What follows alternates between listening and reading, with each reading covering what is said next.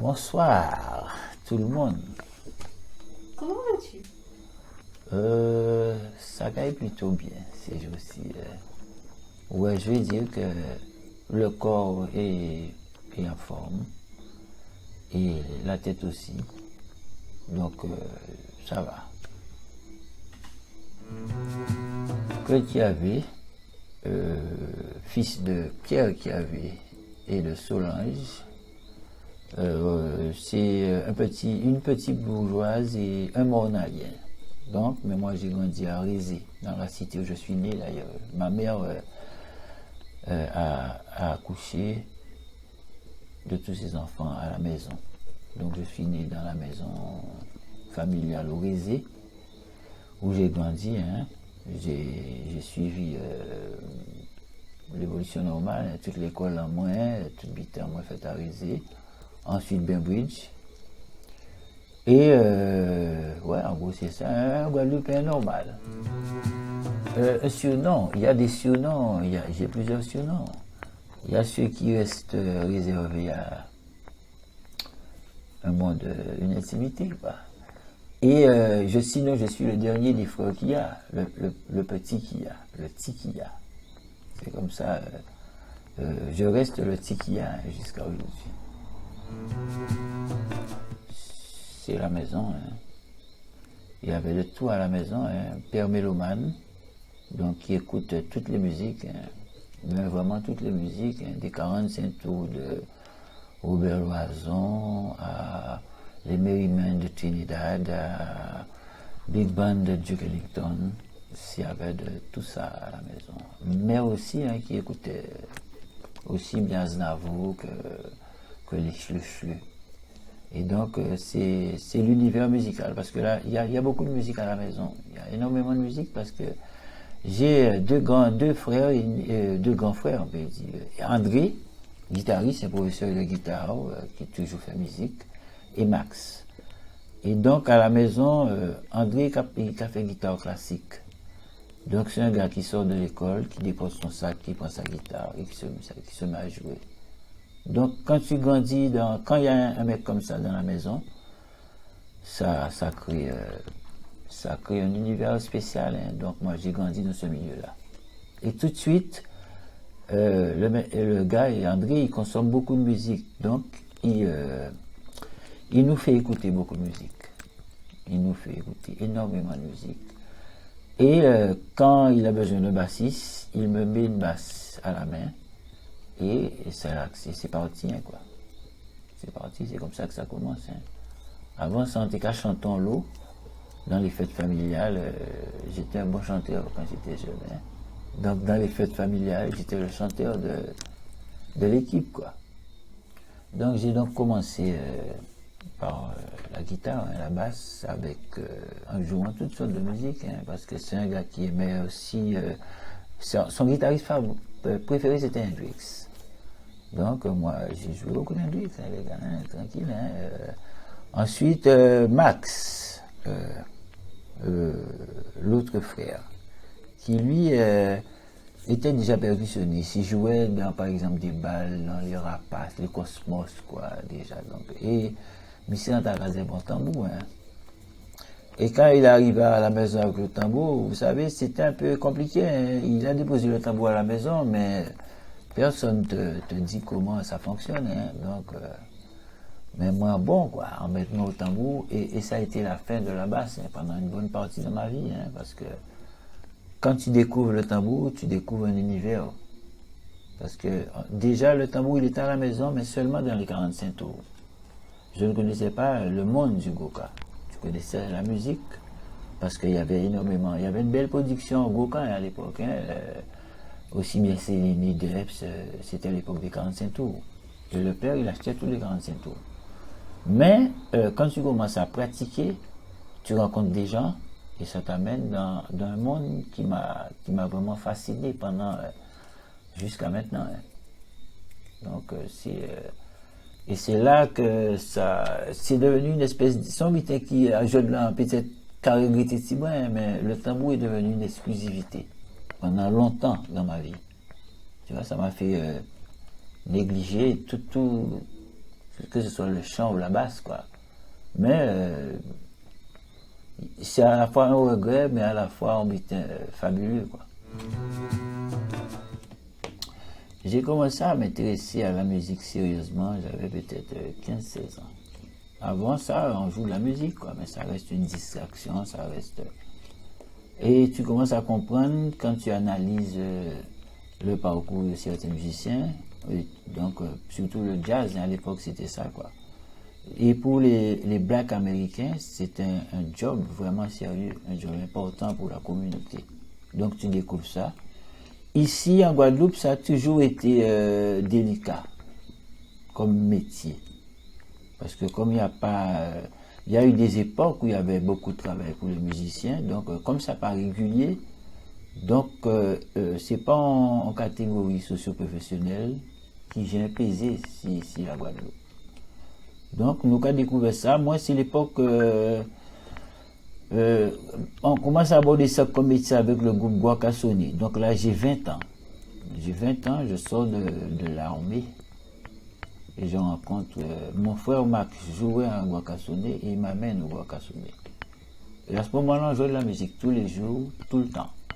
On était à Grand Camp, il y avait un squat où Vélo habitait d'ailleurs. Hein. Un squat organisé par un musicien qui s'appelle Jean-Louis Fressina, Gilis. C'est lui qui était le tenant du squat.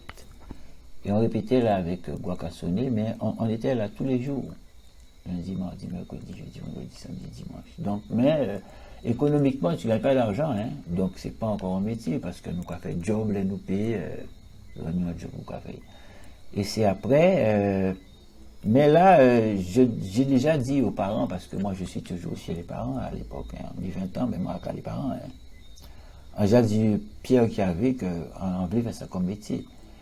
Et c'est ça qui est génial. Mais je dit, mais pas de problème, il faut quoi faire ça, on veut le faire. Depuis, vous aussi gagner l'argent. Dans ça, on fait. Parce qu'en métier, je dis qu'on va gagner l'argent là-dedans.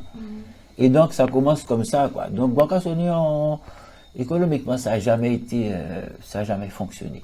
Parce qu'à l'époque, on jouait du Goka moderne, donc c'était l'époque du zouk. Donc, les gars te donnaient. C'était l'époque où on donnait 4000 francs à un gars pour faire 2 playbacks. Et toi, tu es arrivé avec un groupe de Gouka qui avait 5 musiciens, 6 musiciens, on te donnait 500 francs. Tu vois, donc, ça fait qu'il y a une déstabilisation. Donc, moi, après ça, le parcours professionnel, vraiment, il commence avec le Caraïbe Jazz Ensemble de Germain Cissé, qui était une structure où tu pouvais avoir des cachets intéressants. Et donc, c'est là que on peut parler de professionnel. Sinon, avant ton jobber, en musique, tu fais des...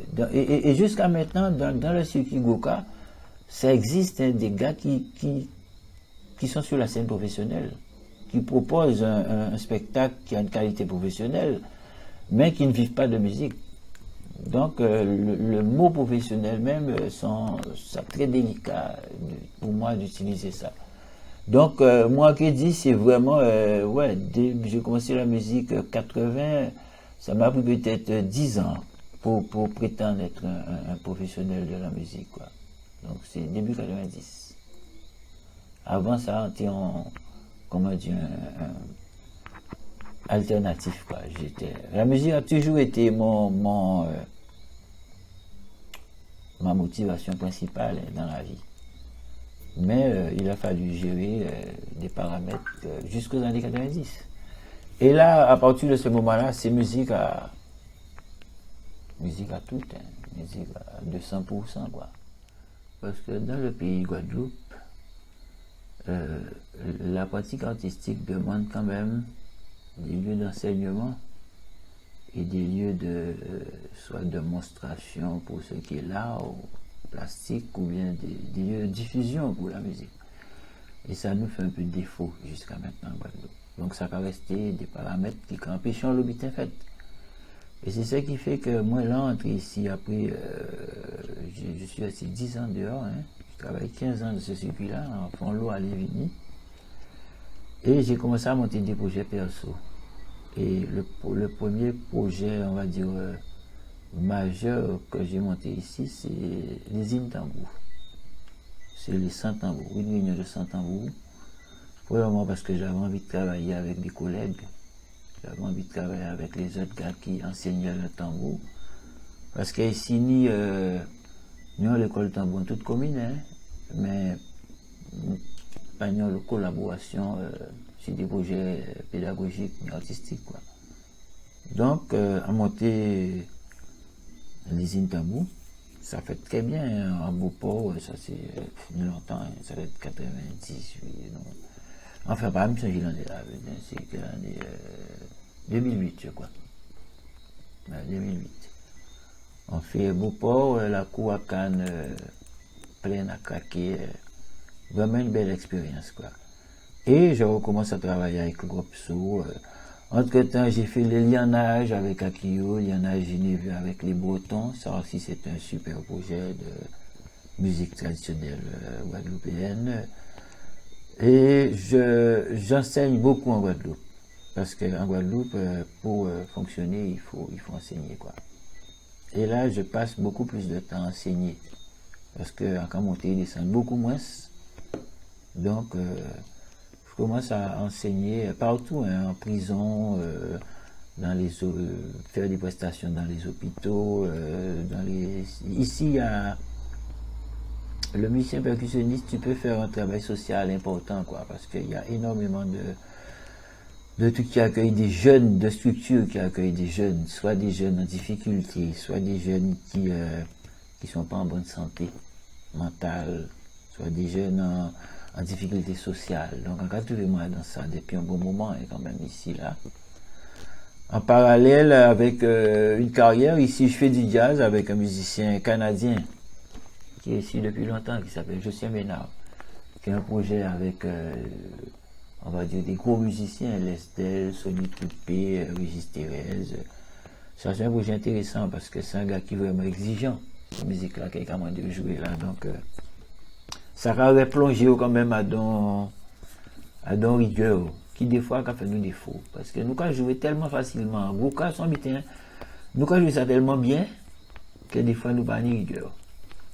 Ça, c'est rien, nous, quand jouer ça, ils vont faciliter, donc, ni on l'imagination, mais des fois, nous, avons oublié que faut une petite rigueur.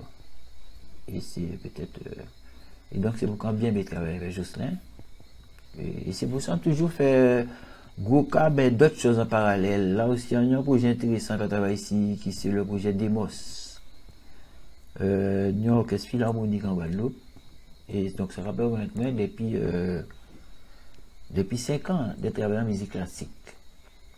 Ici, on dit rares secteurs qui ont pas de trop de travail dedans. Ça arrive moi de travailler avec des big band jazz qui ont joué avec l'orchestre philharmonique. Mais c'est la première fois qu'on travaille en philharmonique même pour que. Donc, c'est super intéressant quand vous pas j'ai fini d'apprendre là son mutin qui remet moi au travail sérieusement, quoi, parce que son musique qui quand même qui a une d'autres exigences qui gros cas. Au tout début, enfin, quand j'ai décidé de faire ça vraiment comme métier, en tant que guacassonnier à l'époque, et il y a un percussionniste guadeloupéen super important dans l'histoire du pays qui s'appelle Charlie Chomolamotte, qui avait déjà une expérience où il mélangeait les percussions latines avec les tambours du pays. Un truc qui s'appelle Guadeloupe Percussion, un groupe qui s'appelle Guadeloupe Percussion, et qui mélangeait les styles. Et il avait un atelier aux Abîmes à l'époque, un atelier d'enseignement, quoi. Et donc, moi, j'ai fait une saison dans cet atelier où j'ai beaucoup travaillé les percussions latines. Parce qu'en déjà, il y a un bon niveau en tambour, mais tout ce qui est latin et Brésil, c'est Charlie Chomolamotte qui avait vraiment une science dans ce domaine-là. Parce qu'avec Guacassonné, ça m'a permis d'introduire les timbales. Je jouais énormément de timbales dans le groupe Guacassonné. Les timbales qui sont instruments latins par essence et qui moi été introduit en gros cas, quoi.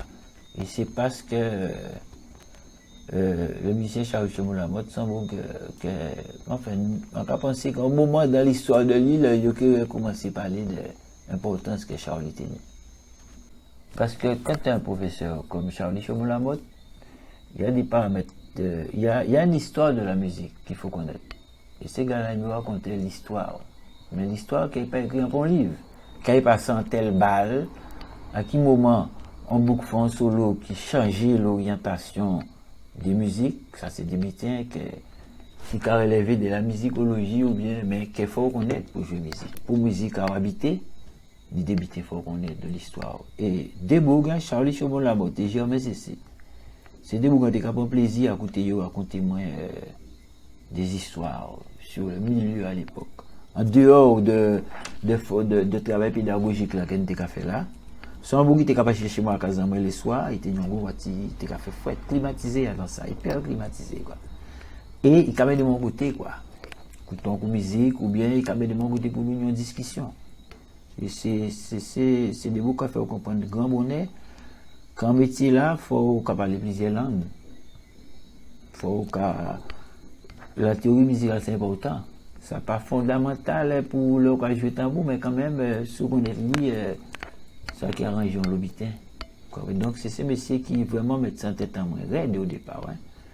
Et il y a beaucoup de Gilbert Coco aussi, c'est des noms, il y a une expérience, il y a une vécu. Et il y a pas parlé d'une époque qui n'a pas existé encore, mais c'est une époque à laquelle la musique majeure, nous quoi jouer à présent là, exister, créer, quoi, commencer. Donc, il y a parlé, il y a raconté des histoires. Ouais. Comme à notre niveau, hein, à notre niveau, nous avons Gérald Loquel, qui c'est le fondateur du Goka Moderne ici. Son beau aussi, l'Ancisa Kazaï, c'est conscient qu'à l'université. Nous avons parlé, il a raconté soit des métiers très techniques, ou bien il a raconté des histoires sur le monde de la musique. Et ça, c'est super enrichissant. C'est des partages qui sont vraiment intéressants. En arrivant à Paris, j'ai rencontré un frère, hein, un musicien guadeloupéen, qui s'appelle Philippe Makaya, qui travaille dans le jazz. C'est le premier gars qui m'a invité à venir le voir dans les clubs jazz à Paris.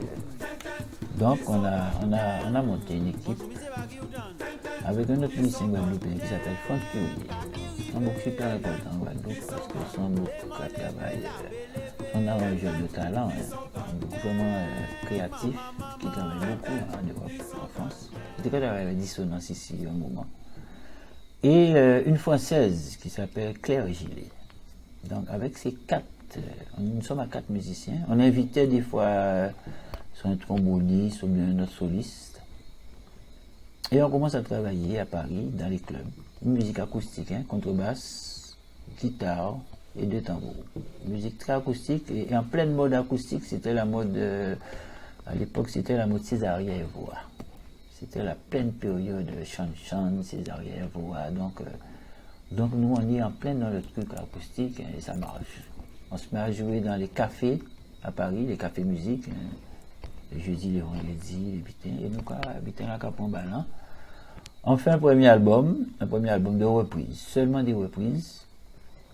Parce que comme on était 4 travailleurs, après le premier Banlieue Bleue, j'ai encore fait 2 éditions de Banlieue Bleue. Et sur Banlieue Bleue, j'ai rencontré beaucoup de petits Antillais. Quand je leur faisais chanter des chansons du pays, j'ai dit, mais monsieur, mon papa connaît ça. Mais il n'en parlait jamais à la maison. Donc, nous avons eu l'opportunité de faire 10, Pape nous a fait 10, qui a super bien marché parce que c'était seulement des reprises de Robert Loison, les filles de Filao, Éloi. Nous avons traversé la forme, mais nous comprenons. Et ça va permettre nous de tenir un document pour vendre. Et l'habitat à bâti. Hein. Après ça, nous avons trouvé nous 6 catalogues en agence. Il y a créé 3D famille. C'est une agence qui est importante aussi, hein, parce que c'est le monde qui vend en l'artiste guadeloupéen à l'époque. Après nous, quoi. Donc, ça va, c'est parti, quoi. Nous avons commencé. On a fait un deuxième album qui est distribué par Mélodie de Castro. Hein, ça, c'est des bouts aussi qui vendent des belles coups de main. Et là, nous avons commencé à jouer des voix. Espagne, Suisse, des côtés du train, mais musique là, ça, Angleterre. Mais beaucoup aussi, beaucoup en Belgique, Suisse et les Allemands aussi. Donc on a commencé à jouer là énormément.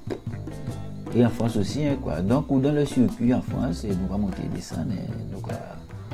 Mais là, j'ai fait les deux projets en parallèle. À ce moment-là, Legoka Master et Wopso.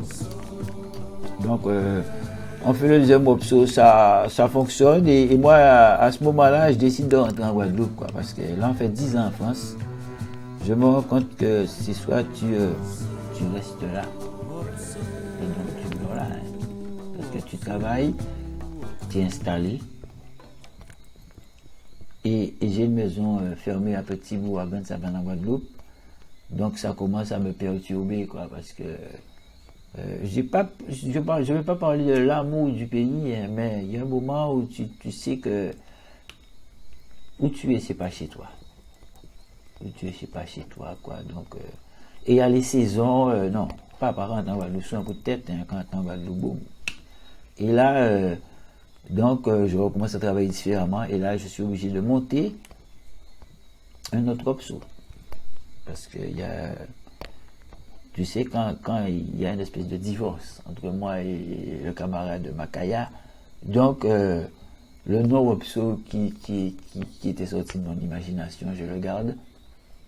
Et je continue à fonctionner. Et lui, il fait une belle carrière, hein, sur son nom Makaya.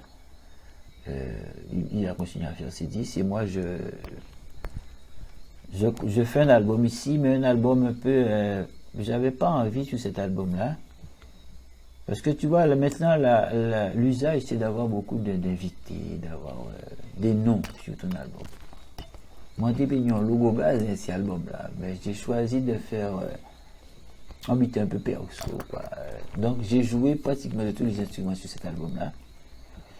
J'ai eu quand même Philippe Vuy, grand frère, hein, bon, qui portait mon lot aussi en musique, à la guitare, il y avait frère André, bien sûr. Pascal Latour et Dan qui ont fait des batteries ben moi. Et c'est tout, hein. Tous les restants, on fait tout basse en moi, on fait des guitares, on fait tout chant moi, on fait...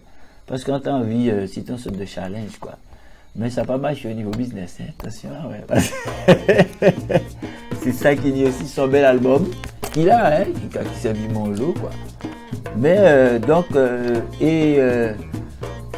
c'est qui, ça te fait réfléchir aussi sur comment tu travailles, comment tu t'organises. Parce qu'un album, pour moi, hein, ça doit toujours rester une aventure collective. À moins d'avoir énormément de talent, quoi. Mais ça très bien leur avec ça, des deux regards extérieurs, qui n'a pas tenu forcément cet album-là. Son autocritique, hein, quand on peut mettre des fonds d'autocritique, quoi. On n'a pas tenu forcément cet album-là, ça. Moi, très content d'ailleurs, parce que ça montre moins capacité à moi à réaliser des bitins, quoi. Et donc, après ça, Wopso là, ça, comme en Guadeloupe, on fait le circuit, hein, on fait les tours des CEDAC, nous fait les saltini, quoi. Mais quand on a dit, on peut faire l'entour là assez rapidement.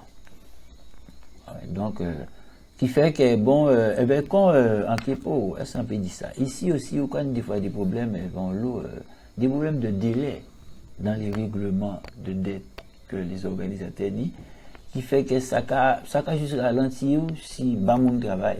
Parce que moi, en tout cas, la responsabilité de bas de mon travail. Donc, il faut payer un moment. Et le fait que nous avons délai, des fois, qui a. Et vous pas de trésorerie parce qu'habitant en même raid. Donc, on ne peut pas payer le musicien. Et ça fait qu'ici, il y a un problème de leadership. Des fois, c'est ça. Il y a des gars qui ne veulent pas se trouver dans ces situations-là. Ça. Et qui a fait que nous capons dans l'eau, en l'eau expression. Rien qui pour ça, un mot qui a besoin de tranquillité, il n'y a pas besoin de Hambourg. Même s'ils sont amis. Donc, on ne peut pas prendre la responsabilité de monter des groupes. Et c'est ça qui a fait que peut-être que là, on commence à métier là, ça tenait énormément de groupes en Guadeloupe. Et à présent, on monte une équipe, là, on y en date. Voilà, parce que faire un groupe vivre, ça devient assez compliqué, quoi. Il y avait des leaders, il y avait Café, il y avait Jérôme CC, il y avait Robert Oumarou, mais maintenant, il faut avoir les moyens pour être un leader, tu vois. Donc, c'est un des paramètres qui a fait que nous perdons richesse, quoi, ici, parce que il y a beaucoup moins de groupes. Parce qu'économiquement, ça plus difficile, quoi. Et donc, mais Wopso, moi, constate Wopso, c'est moi, après ça, on va dire. Donc, il y a un futur Wopso hein, qui arrive, donc, son proposition qui fait sortir, on a pensé 2023, on a pensé que son proposition qui est en 2023, hein. Mais elle va rajeunir. Donc, elle va rajeunir. Wopso, parce que ça a sonné, non, Wopso. Et son mot qui ont l'eau sans sein, ici, c'est à la fois une salutation. C'est à la fois en butin qui a dit attention, Wopso, fais attention. Ou bien au cas, on monde qui biche au cas qui est Wopso, fais attention. Donc, moi, c'est deux sens-là, ça qui t'a intéressé, moi, la salutation. Parce que, on dit bonjour, hein, ou bien édiqué, ou on dit bonjour. Et le fait qu'il y ait une sorte de solidarité en moi là. C'est vraiment ça. Et bien, il y a un bel graphisme. Dit de haut à bas. On va utiliser, si vous regardez ça. Encore, j'ai fini de travailler sur le graphisme justement. Donc, à bon entendeur, ça.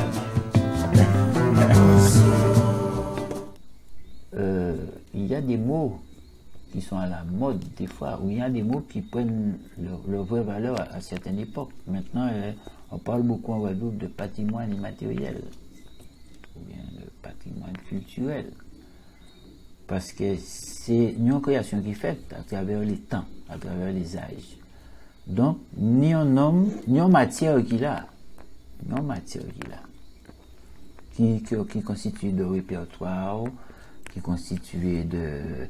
En musique, hein, c'est surtout en répertoire, et de pratique. Qu'on va dire les roses, maillolets, des pratiques qui sont liées à la tradition.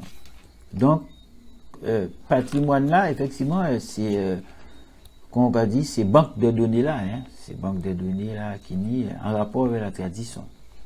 Mais on peut utiliser en œuvre du patrimoine pour faire autre chose que la tradition. Moi, c'est là, en loin, c'est là, mais... Et le patrimoine, le dit patrimoine, à l'époque, il y a eu beaucoup de polémiques hein, quand il a fallu inscrire le Goka sur la liste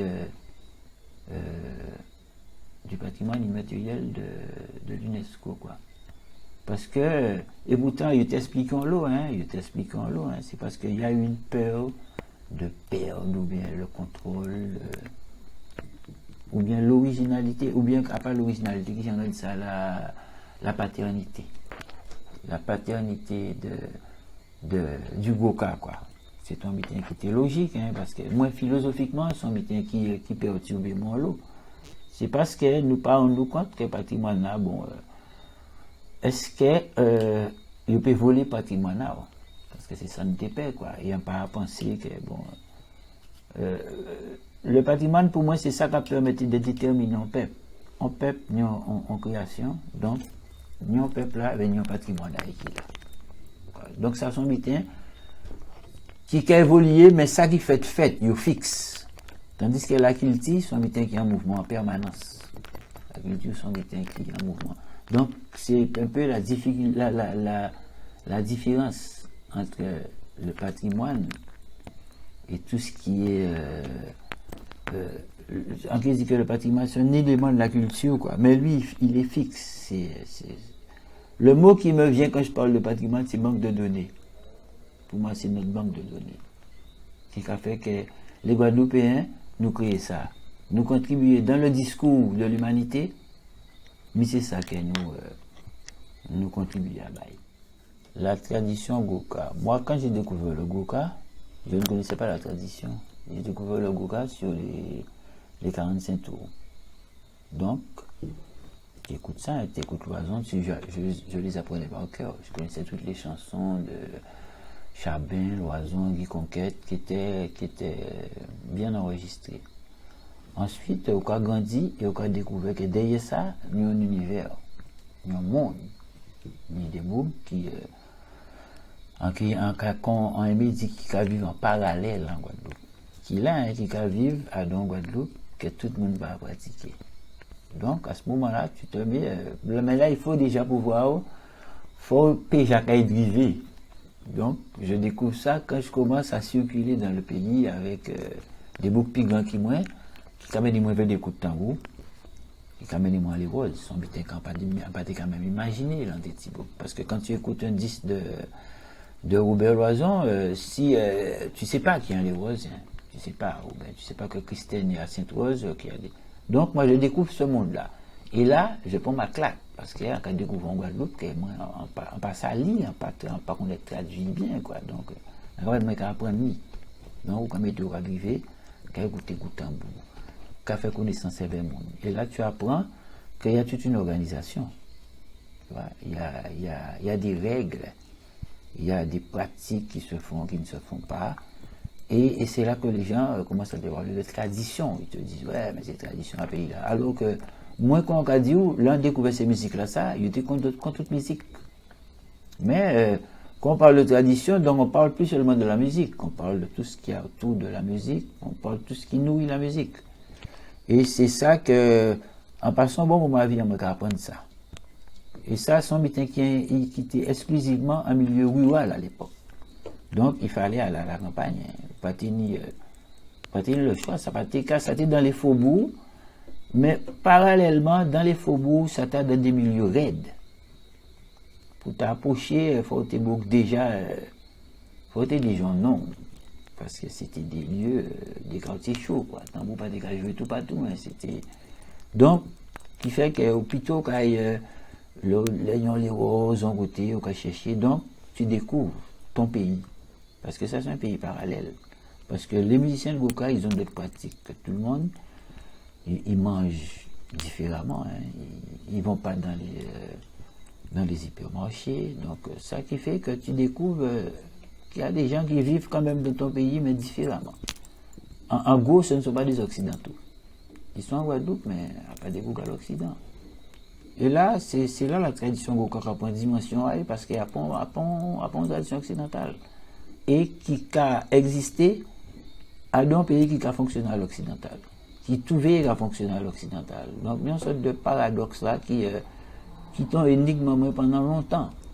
Et on travaille ici sans l'eau, hein, pour comprendre, quoi. Donc, tu vois, ça c'est une forme de résistance. C'est là que tu vois que cette tradition-là, c'est vraiment le symbole de la résistance. Mais résistance intellectuelle, résistance émotionnelle, culturelle, tout ça, tous ces noms-là, nous allons nommer là, parce que c'est réussir à continuer à faire une expression exister dans un environnement totalement hostile. Le gouvernement, ça a été ça pendant longtemps.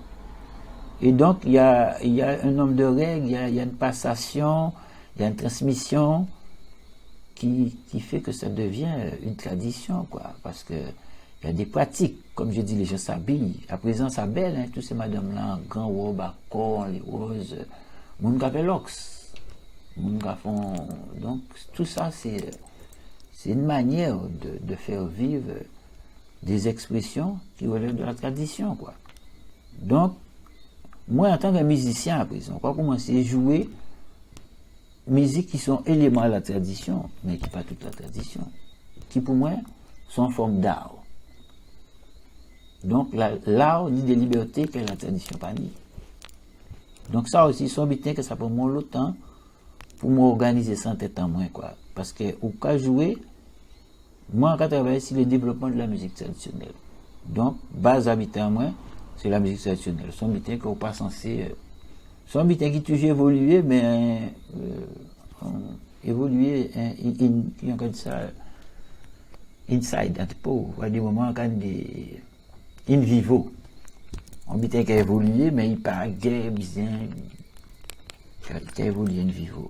Donc, moi, à présent, à qu'après ça, mais moi, je pratiquer comme son évolution artistique, pour moi, c'est pas pratiquer la tradition. Donc, et sans manquer aucun respect à la tradition, et en gardant l'essence qu'il y a dans la tradition. Parce que moi, j'ai besoin de l'essence qu'il y a dans la tradition. C'est ça qui fait que si ma musique sera riche ou non. Donc, je me trouve à travailler longtemps. Ça prend du temps. Ça prend énormément de temps. À comprendre que tout le monde garant à la culture, à la tradition. Monsieur son péché, monsieur son docteur, monsieur son ça X, Y. Mais moi, en son artiste, tout le monde va pratiquer art.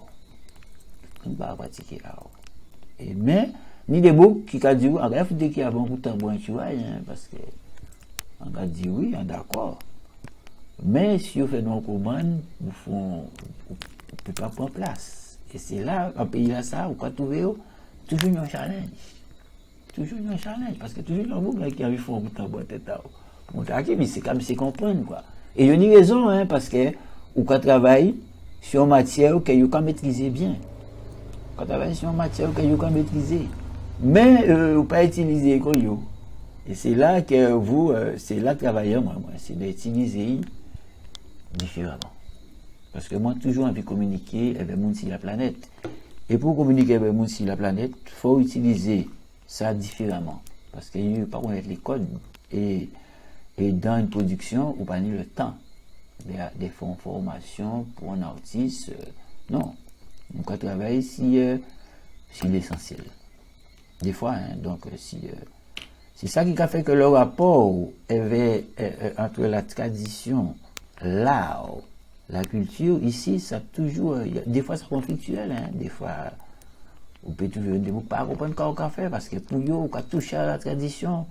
Mais moi, je peux jouer dans les roses à Boisbert-la-Montagne pour le Père Sanson, hein, j'ai aucun problème pour ça. Vous comprenez? Moi, c'est ça. Et tout le temps, on n'est pas capable de faire ça, en principe. On n'est pas tenu de faire pour expérience avec la musique à bout de là. Il faut maîtriser ça, on y a maîtrisé. Ouais, parce que c'est pas seulement un cas d'ici, hein, c'est plus qu'en musique, un gros cas. Hein.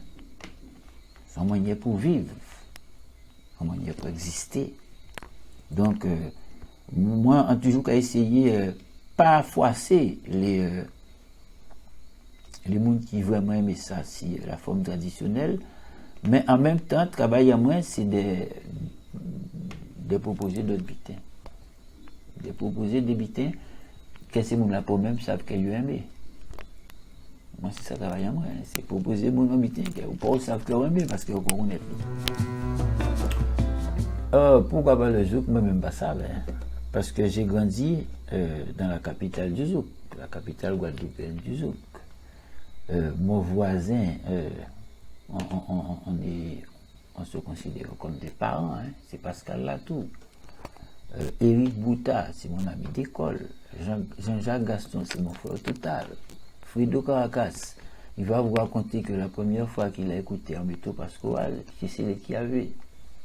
Tu vois, donc, sans compter les Funky, c'est l'ami de mon grand frère André, quoi. Donc, mais moi, je ne sais pas, c'est peut-être parce qu'à l'époque, en tout cas, vraiment travailler sur la tradition. Le zouk privé dans les débuts 80. Oui, le zouk privé, médicalement, là, c'est les 90 ou 83. Donc, moi, à l'époque, on était vraiment, le zouk privé trop tard, quoi, pour moi. Parce que, déjà, il y a un qui était qu'à prendre tout l'esprit à moi, quoi. Qui était qu'à prendre toute l'énergie à moi, tout ça en envie connaître ses talents, quoi. Et comme paradoxe, les seules expériences de zouk que j'ai faites, c'est avec Michel Mado. Bien après, quand je suis entré en Guadeloupe, donc, c'est un petit frère avec qui j'aime bien travailler aussi, pratiquement famille aussi, hein. Ça, c'est des gens qui ont des relations profondes, quoi. Et c'est monsieur qui fait jouer zouk. Parce que lui, il m'a amené sur des scènes où on accompagnait Jacques Darbo, on accompagnait toute qualité artiste de zouk. Donc, il a fallu que je travaille vraiment ça, hein, les gars. Il faut apprendre, faut devant tomba, son cloche, apprendre à jouer ça vraiment, hein. Et c'est son bitin qui n'y exige ça, comme toute musique, hein, son bitin, ou pas un rentrer, ou pas un jouer zouk, hein, pas comme ça. Hein. Surtout en percussion au pays, il y a comment dire, de mettre en couleur, quoi. Donc, moi, jusqu'au jour d'aujourd'hui, et quelques regrets, parce que là, vraiment, un développé plus l'argent, c'est un développé zouk. a vu le plus l'argent, métier là. Et donc, c'est. Mais l'effort, on fait le travail. Donc, il n'y a pas de problème. Donc, un artiste a toujours.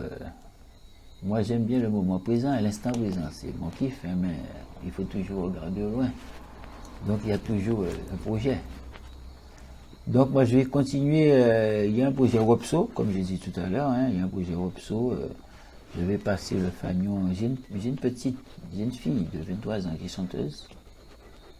Elle va vous interpréter du Wopso cette année. Il y aura un album avec Olga qui avait. Il y aura l'usine tambour, hein, parce que j'ai des partenaires qui veulent faire un usine tambour. Donc, il y aura les 100 tambours, parce que je veux faire un beau usine tambour.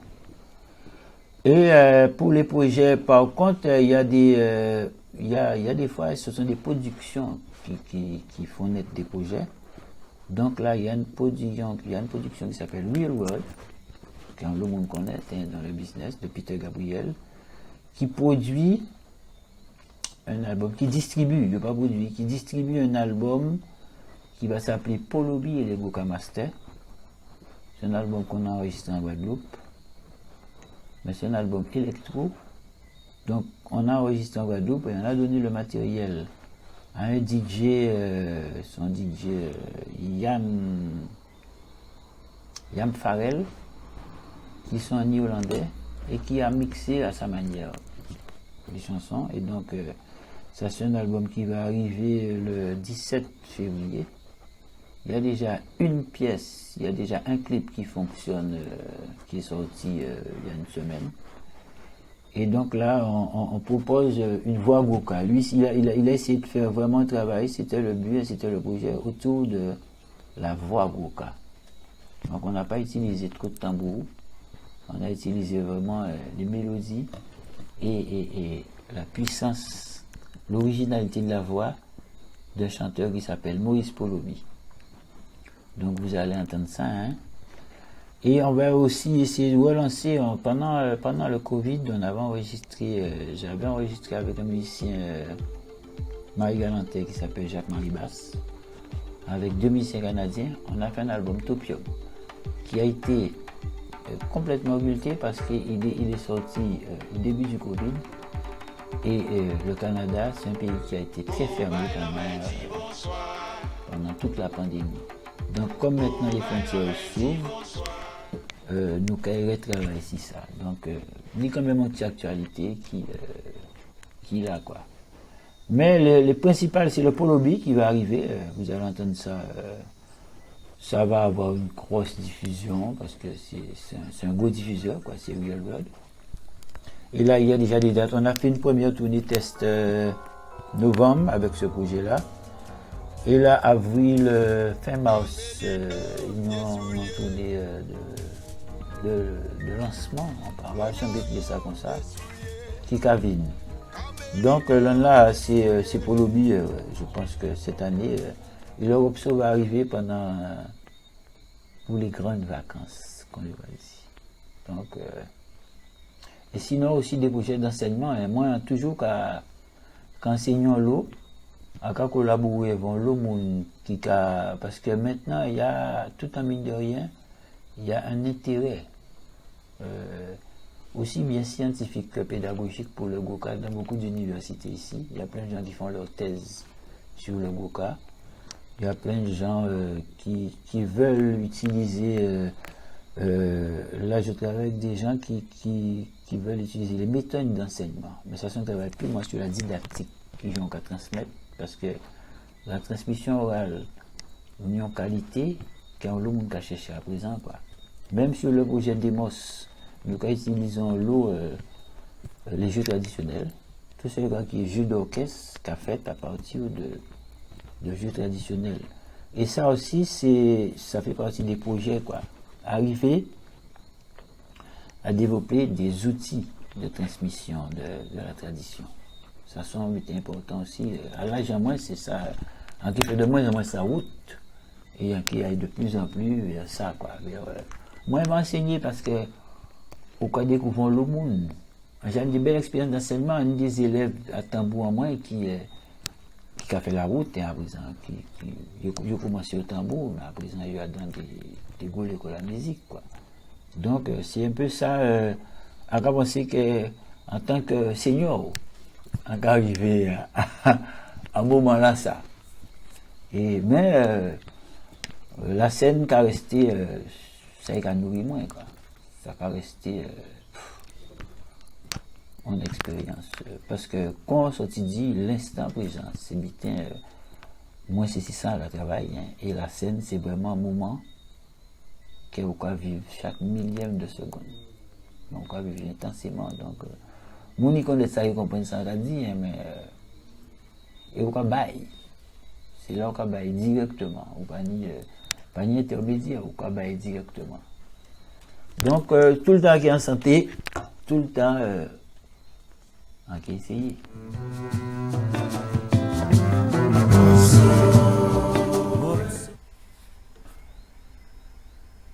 Quand nous perdons le monde, la société guadeloupéenne, quand même, c'est une belle société, hein, c'est un beau mélange. C'est un exemple. Parce que c'est quand même une île qui est née dans la violence. Et aujourd'hui, quand même, nous entendons bien, il n'y a pas de trop de tension ethnique dans le pays. Hein. Donc ça veut dire que on a réussi à construire à partir de toutes les différentes personnes, les différentes énergies qu'il y a là. Et il n'y a qu'à penser que la planète, ça va devenir un peu comme ça maintenant. On n'a pas le choix. C'est soit on le fait ou bien soit ça a mal passé. Donc, Guadeloupe, c'est ça. Ça nous a fait, c'est des exemples de fonctionnement avec la nature. La nature est forte ici. Hein. Donc, on a toujours bien cohabité avec la nature. Dans ce moment où l'écologie est quand même devenue incontournable, on va dire. Donc, c'est ça que nous pouvons proposer le monde. Et moi-même, c'est ça que je peux dire. À nous-mêmes et nous aussi. Ça plie bon si nous aimons nous. Ça pour moi, je ne fais que dire ça. Wopso, bon force pour les piches pour continuer bon nous bonne information si là aussi la musique c'est là qu'il si c'est tout bitin. Eh bien, longue vie.